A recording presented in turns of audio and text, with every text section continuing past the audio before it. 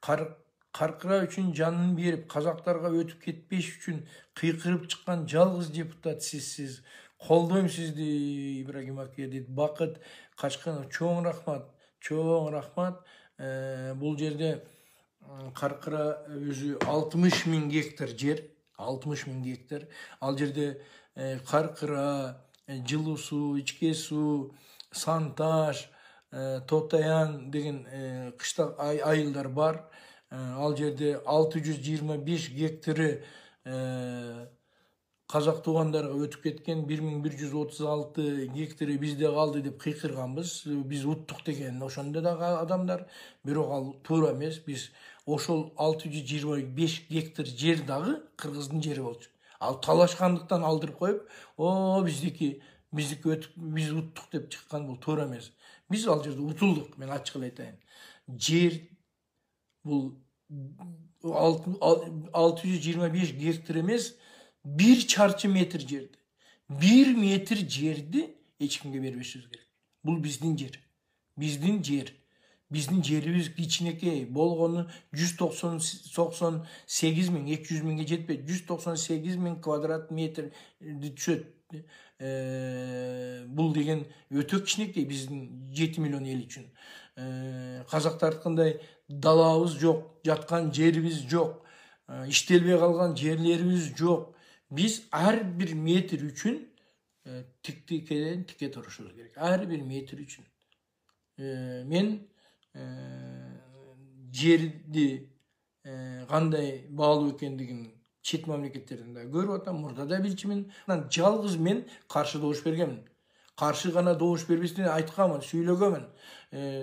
Бул жерде азыр көпчүлүгү биз дагы бир видеону таппай койгонбуз. Ушул видеону дагы мени өткөндө президент дагы айтып кетпеди, Ибрагим Жунусов чырылдап, ыйлап турган эле деп.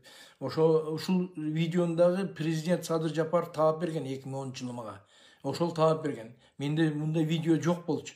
Дагы бир видео бар эле. Экөөбүз тең издеп ошону таппай койгонбуз 2010-жылы. Мен Нурсултан Назарбаевга түздөн түз кайрылган элем. Нурсултан Абыш уулу, кыргыздын жерлерин эмне кыласыз талашып? Андан көрө казактын жерлерин иштетип албайсызбы? Биз бир тууган элбиз. Сиздер менен эң жакын элбиз. Биздин кичинекей жерге көз артпай эле койбойсуздарбы деп айтканымы бир эле берүүдө берип, Ала Тоодо түшкү чыгарышында.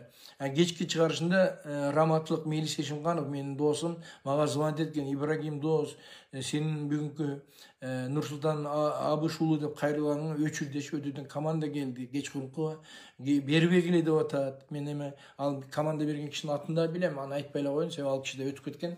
Ал мага ушундай эскертүү берип атат. Көрсөтпөгүлө бул түп тамырынан жоготкула мындай интервьюну деди. Себеби дегенде сен Нурсултан Абыш уулу депсиң, Нурсултан Абышевич дебей коюпсуң деген шултону коюп атат деп Мелис айтып, мени ошондой деген. Ошол записти таппай койдум мен эч жерден. Көпчүлүк айтат, бул Каркыра башка жердики жок. Каркыра менен 4 пансионат бирге каралган. Азыр эми ар ким ар нерсе дей берет. Мен мен деле мынтип койдум, мен деле антип койдум дей беришет. Болгону ким кандай добуш берди, ошону эле карап коюңуздар. Урматтуу кыргыз элим, урматтуу шайлоочулар, силер болгону мана YouTube'да жүрөт. Ким кандай добуш бергенин фамилия менен карасаңыздар. Ошону эле карап койгула. Ким кандай сүйлөгөнүнө макул көңүл бурбасын. Добушты эле карап койгула. Ошол жерде бардыгы билинет.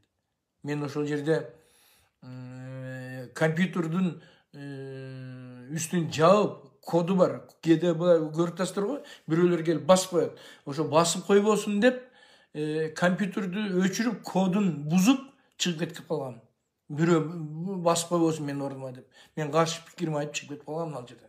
Эми азыр ар ким ар нерсе дей берет. Негизи чындык бар экен го. Мына Каркыранын карага 2008-жылы апрелде каралган. Ошондон бери мына жүрбөйбү? Чындык бар.